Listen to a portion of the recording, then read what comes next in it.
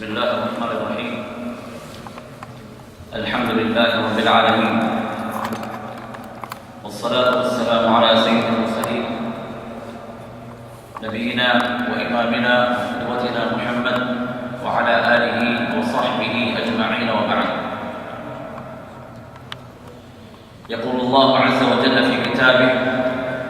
أعوذ بالله من الشيطان الرجيم، بسم الله الرحمن الرحيم. إنما كان قول المؤمنين إذا دعوا إلى الله ورسوله أن يقولوا سمعنا وأطعنا وأولئك هم المفلحون. ومن يطع الله ورسوله ويخشى الله ويتقه فأولئك هم الفائزون.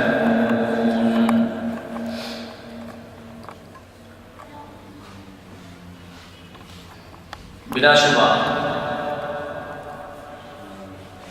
جب مومنین کو اللہ اور اس کے رسول کی طرف بلایا جاتا ہے تو وہ لوگ کہہ اٹھتے ہیں: ہم نے سن لیا اور ہم نے اطاعت کی. اور یہی وہ لوگ ہیں جو کامیاب ہونے والے ہیں، فلاح پانے والے.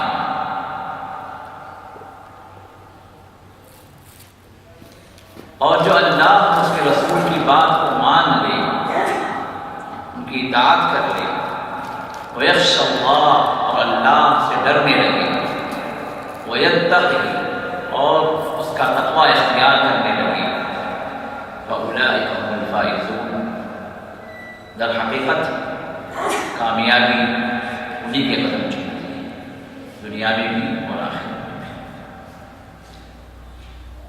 سورہ نور آیت نمبر 51 اور 52 میں اللہ تعالیٰ نے ان آیات کو پیش کیا، اس کا مفہوم میں نے آپ کے سامنے رکھا. برادران اسلام، بزرگوں اور عزیزوں، معزز حاضرین، محترم خواتین،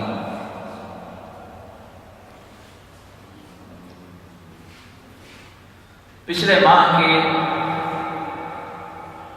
درس میں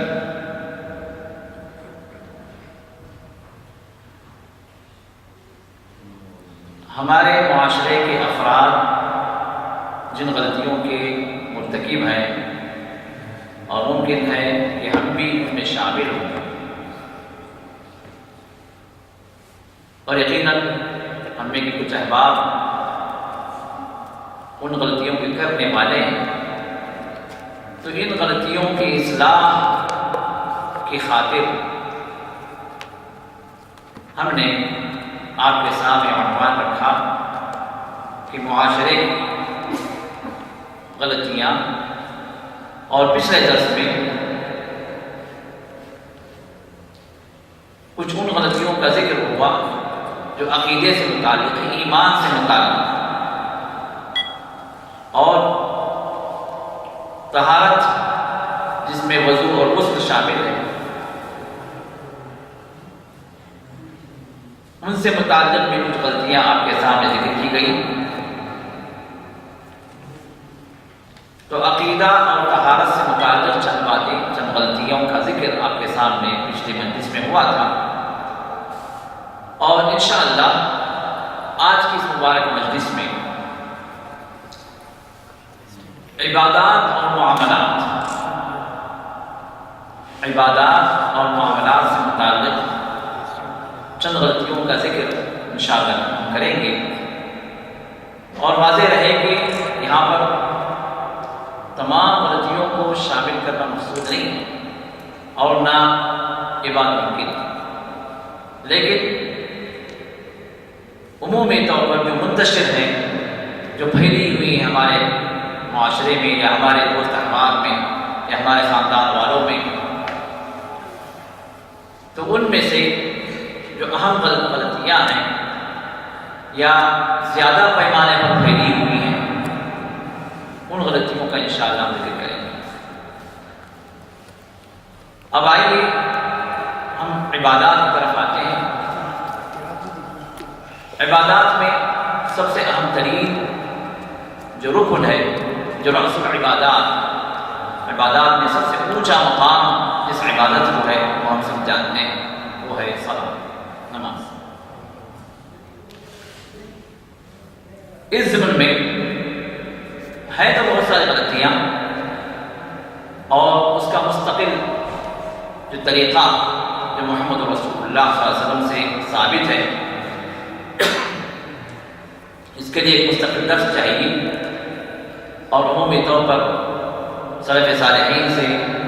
اور صحابہ کرام سے یہ بات مروی کہ آپس میں نماز عملی طور پر وہ سکھاتے تھے، صرف تعلیم نہیں، صرف تھیوری نہیں، بلکہ پریکٹیکل۔ اور آپ کو مشہور حدیث معلوم ہوگی جس میں ابو حمید الساعدی رضی اللہ تعالیٰ عنہ 10 صحابہ کے درمیان میں نماز نبوی کو محمد رسول اللہ صلی اللہ علیہ وسلم نے جس طرح انہوں نے نماز کو سیکھا، رسول اللہ صلی اللہ علیہ وسلم کو جس طرح نماز پڑھتے ہوئے دیکھا، اس طرح کی نماز کو انہوں نے 10 صحابہ کے درمیان میں ادا کیا، صرف اس مقصد سے کہ صحابہ اس کا مشاہدہ کریں اور اس کو اٹیسٹ کریں اور یہ بتلائیں کہ یہ واقعتاً یہ وہی نماز ہے، اسی طرح کی نماز ہے جس طرح محمد رسول اللہ صلی اللہ علیہ وسلم ہے۔ تو اس طرح صحابہ اپنے شاگردوں کو، تابعین اپنے شاگردوں کو، یہ سلسلہ علماء کے درمیان میں اور اہل علم کے درمیان میں چلتا رہا۔ تو لہذا ضرورت اس بات کی بھی ہے کہ ہم کسی مجلس میں آپ کے سامنے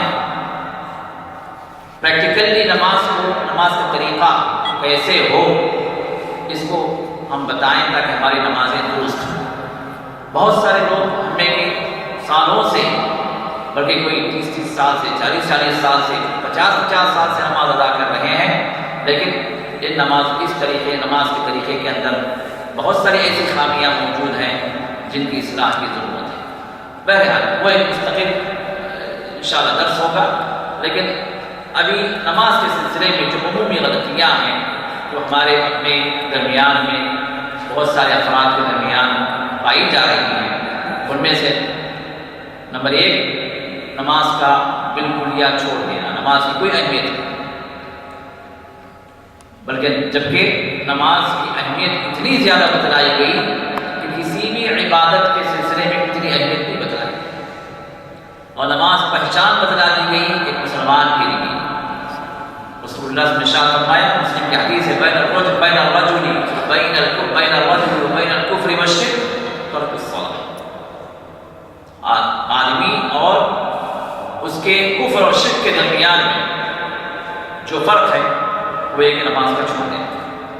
فمن ترکھا فقد کفر، جس نے نماز کو چھوڑ دیا وہ کافر ہو گیا، کفر میں پہنچ گیا۔ تو نماز کا چھوڑ دینا یہ انسان کو کفر میں داخل کر دیتا ہے، جبکہ کسی بھی عمل کے چھوڑنے پر رسول اللہ صلی اللہ علیہ وسلم نے کفر کا فتویٰ نہیں لگایا۔ انکار الگ چیز ہے، جو انسان انکار کرتا ہے کسی رکن کا، اس کے انکار کی وجہ سے وہ کفر میں پہنچتا ہے، لیکن یہاں مسئلہ انکار کا نہیں ہے، چھوڑ دینا، صرف اقرار تو کر رہا ہے، کوئی فرض ہے، ٹھیک ہے، رکن ہے، لیکن نہیں پڑھتا۔ تو یہ نماز کا مستقل چھوڑ دینا خود اس بات کے لیے دلیل ہے کہ انسان اسلام سے نکلتا ہے، اور یہ ہمارے پاس نہیں۔ کتنے لوگ اس کا حق معلوم ہے، ہمارے معاشرے میں کتنے لوگ بیان کرتے ہیں، نماز پر کتنے لوگ دعوت دیتے ہیں، نماز کی اہمیت ہماری زندگی کے اندر کتنی ثابت ہے۔ وقت ملا پڑھ لیا، لیزر ٹائم مل گیا پڑھ لیا، سست ہے تو چھوڑ دیے، ٹی وی بیٹھے ہوئے چھوڑ دیے،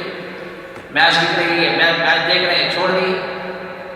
کوئی مسئلہ نہیں۔ جب وقت مل گیا اللہ کو یاد کرو، مشغول ہے، بزی ہے، ابھی اللہ کے وقت کرتی ہے، یہ حال ہے۔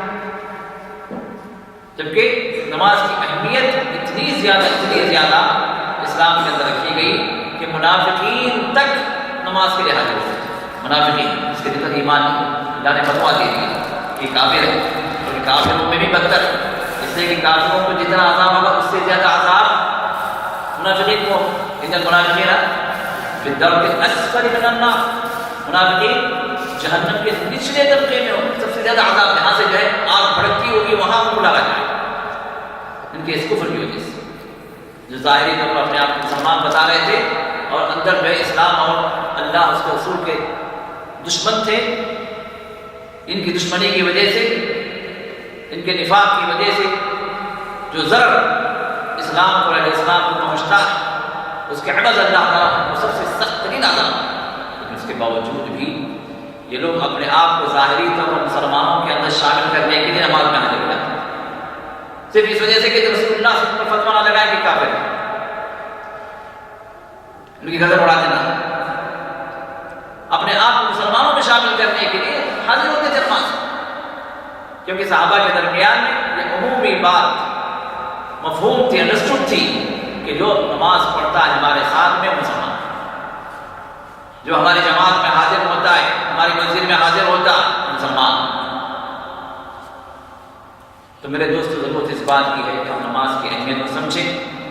اور نماز کسی بھی حالت میں معاف نہیں، کسی بھی حالت میں ایک مرد کے لیے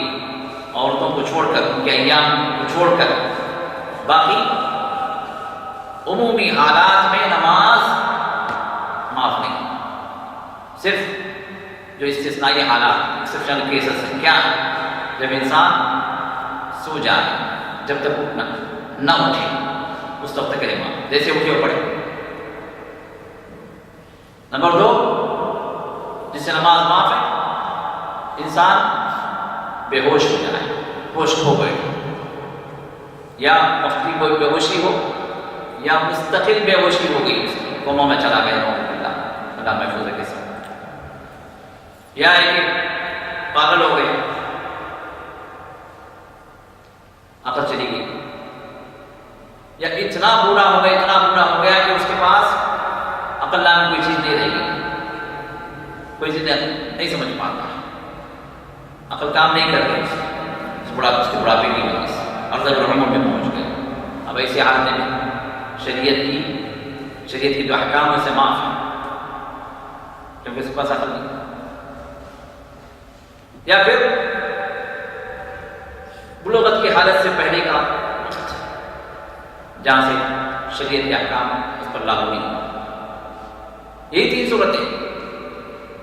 اس کے علاوہ اگر عورت اگر ہے تو اپنا ایام، چوتھی کوئی صورت نہیں کہ آپ کو نماز معاف، آخری سانس تک نماز کی فرضیت ہے، اور اسی وجہ سے محمد رسول اللہ صلی اللہ علیہ وسلم آخری وقت تک بھی آپ نماز کی فکر کرتے رہے، نماز کے لیے حاضر ہوتے رہے، اور صحابہ کو جو آخری وصیت آپ نے ارشاد فرمائی ان میں سے آخری وصیت کیا تھی؟ الصلاۃ الصلاۃ الصلاۃ الصلاۃ وما ملکت ایمانکم، نماز کو نہ چھوڑو، نماز کو لازم پکڑو، اور تمہارے تحت اللہ نے جن بندوں کو کیا، جو غلام نے، جو لونڈی ہے، ان کے ساتھ بہتر سلوک، ان پر ظلم نہ کرو، حقوق العباد اور حقوق اللہ دونوں کی آپ نے آخری وصیت پوچھا۔ نمبر 2 نماز کو پڑھ تو رہیں لیکن اس کے وقت پر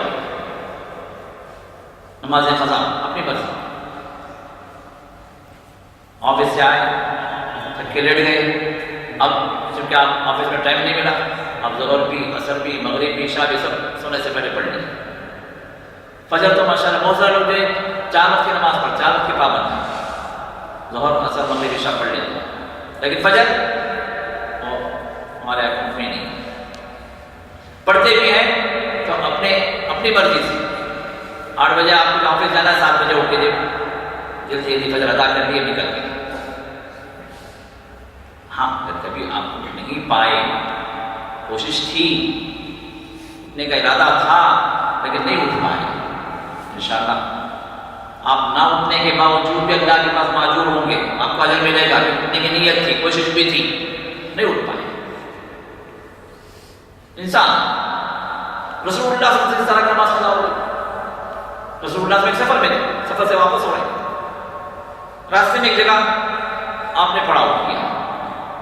آدھی رات ہو چکی تھی، بلال رضی اللہ عنہ نے اپنے ارشاد فرمایا، بلال تم جاگتے رہو، اور تمہاری ذمہ داری یہ ہے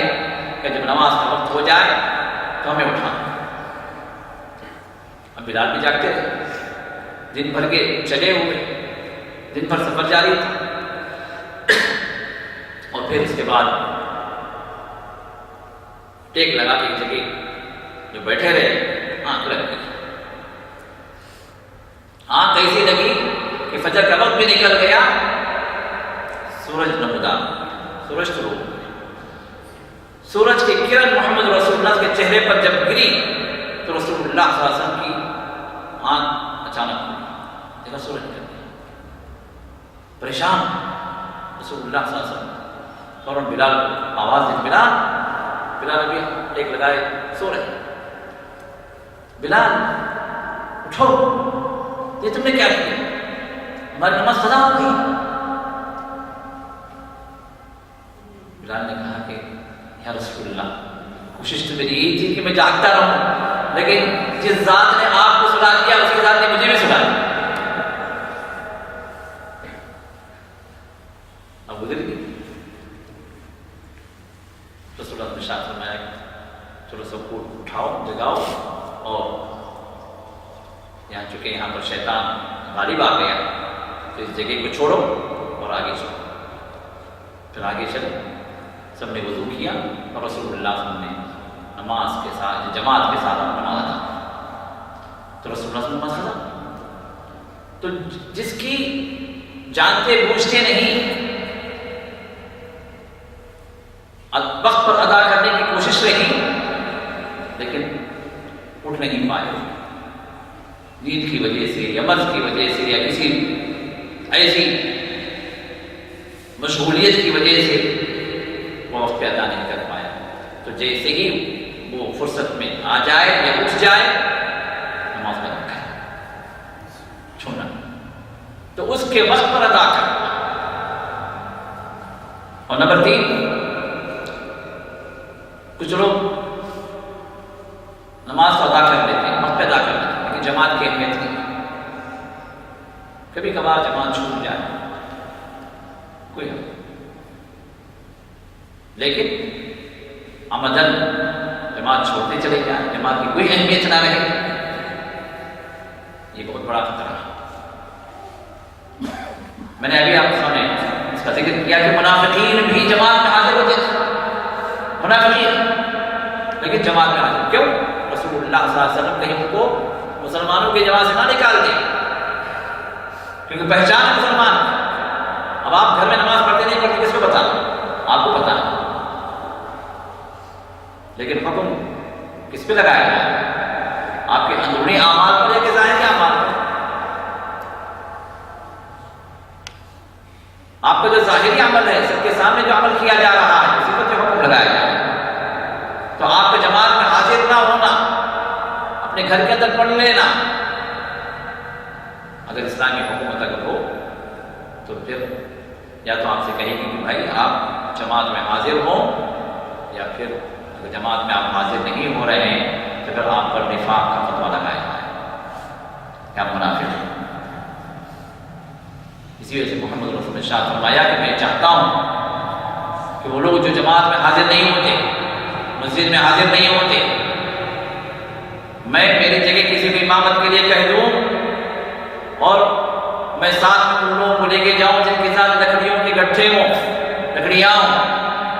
اور ان لوگوں کے گھروں کو ان کے رہتے ہوئے گھروں کے اندر ان کے گھروں کا آدمی، اگر مجھے یہ خدشہ نہ ہو، اگر مجھے یہ خدشہ نہیں ہوتا کہ ان گھروں کے اندر عورتیں ہیں جن پر جماعت فرض نہیں، ان گھروں کے اندر بچے ہیں جن پر نماز فرض نہیں، اب ایسے لوگ اگر موجود نہ ہوں تو ضرور میں کام کر دیتا ہوں۔ کتنی حد تک آپ نے بھی سنائی؟ تو لہذا جماعت کی پابندی مرد کے لیے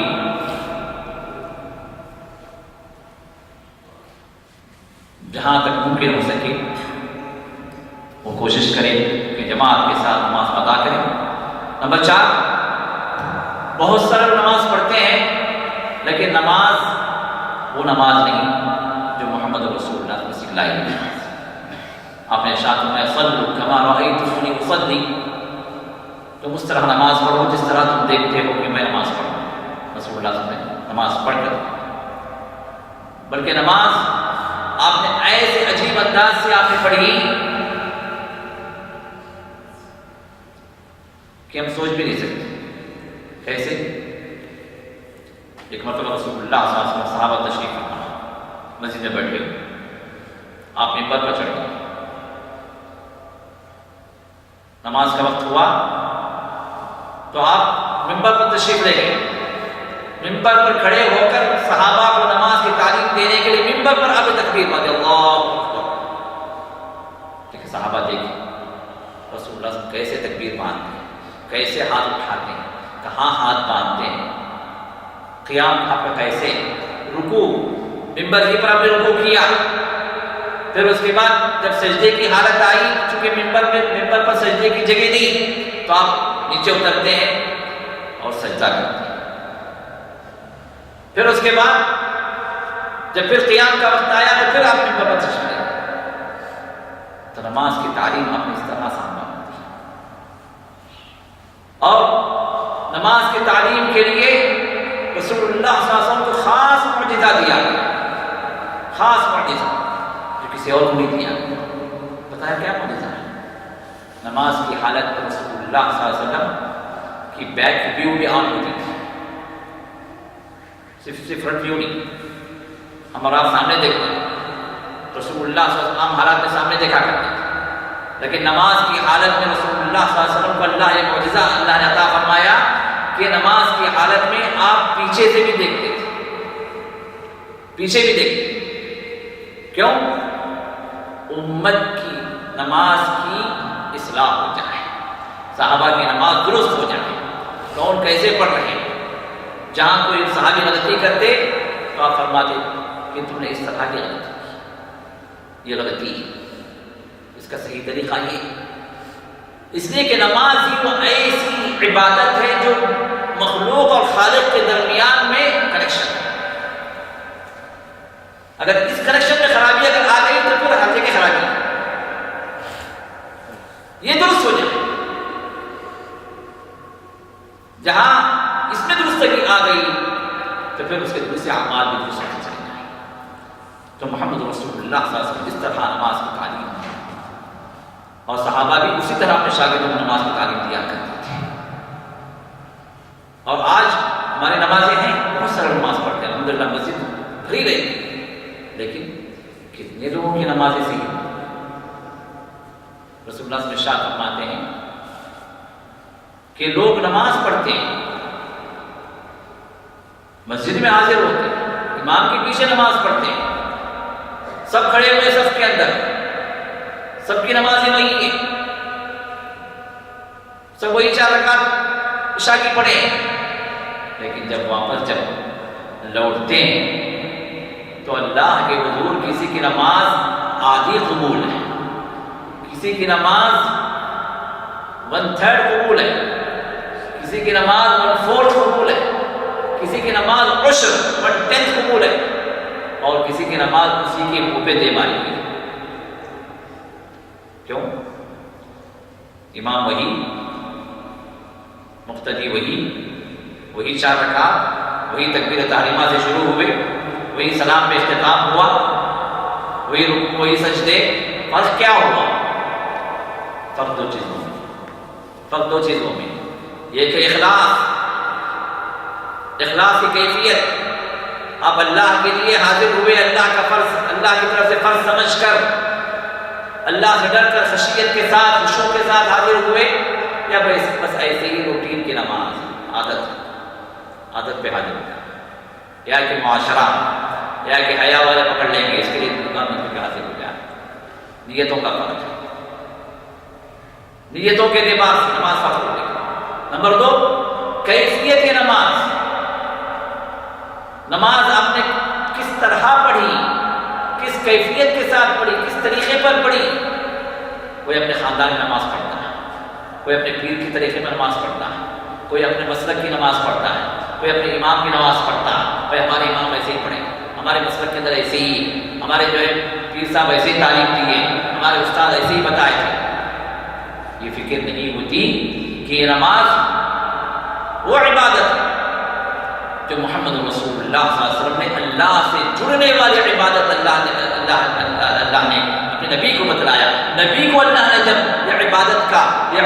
حکم دیا تو نبی کو بھی اللہ نے اپنے مرضی پر نہیں چھوڑ دیا بلکہ جبریل کو نازل کیا کہ جبریل پڑھ کر بتلاؤ کہ نماز کیسے ہونی چاہیے جس کو میں قبول کروں گا. جبریل علیہ السلام رسول اللہ صلی اللہ علیہ وسلم نماز کی تعلیم دینے کے لیے حاضر ہوئے اور ایک دن نہیں 2 دن 5 وقت کی نماز آپ نے پڑھ کر بتلایا. رسول اللہ صلی اللہ علیہ وسلم ان کے پیچھے آپ نے نماز پڑھی. پہلے دن جبریل نے اول وقت میں نماز ادا کی اور دوسرے دن آپ نے آخری وقت میں نماز کا وقت جب ختم ہوتا ہے مثلا پہلے دن میں ظہر کا جیسے ہی زوال ہوا ظہر کی نماز ادا کی. دوسرے دن جیسے ہی عصر کی نماز کا وقت شروع ہونے کے قریب ہوا ظہر کا وقت ختم ہو رہا ہے اس وقت آپ نے نماز ادا کی. یہ 2 دن نمازیں ادا کی تو کہا کہ اے محمد صلی اللہ علیہ وسلم آپ کی امت کے لیے ان 2 وقتوں کے درمیان نماز ہے. نماز کا شروع کا وقت اور نماز کا آخر. طریقہ بھی بتلایا وقت بھی بتلایا کیفیت بھی بتلائی. اور یہی وہ چیز ہے جب انسان اس میں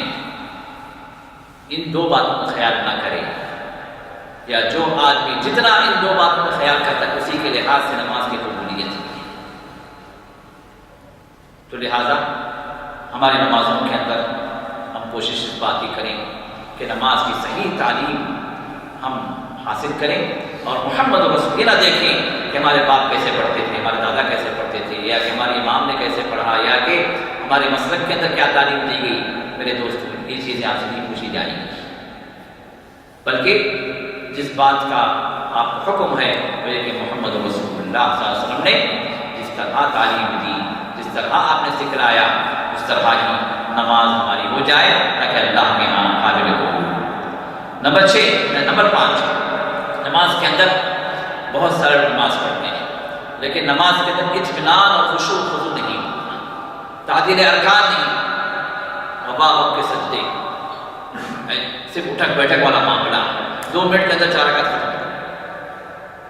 راستے میں جا رہے ہیں دوست کے ساتھ لیکن کیا نماز کا وقت 2 منٹ رکوا ہے 2 منٹ ابھی 2 منٹ کے اندر نماز مسجد میں گھسے گویا ایک سر پہ ایک بوجھ اس بوجھ کو اتار دیا. جلدی نہ رکوع صحیح نہ قوما صحیح نہ سجدے اطمینان کی نہ درمیان میں اطمینان سے بیٹھنا. رسول اللہ صلی اللہ علیہ وسلم کے پاس ایک صحابی آ مسجد کے اندر اس وقت شیخ بیٹھے ہوئے ایک صحابی اندر داخل السلام علیکم سلام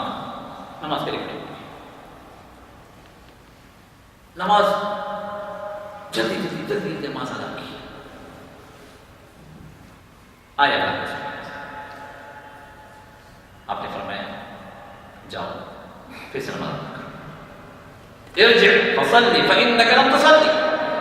واپس جاؤ اور پھر سے نماز ادا کرو اس لیے تم نے نماز نہیں پڑھی. جبکہ اللہ کے سامنے نماز پڑھی آپ نے فرمایا تم نے نماز نہیں پڑھی. اب پھر جاتے پھر وہی نماز ادا کر پھر آتے اللہ کے پھر بھیجتے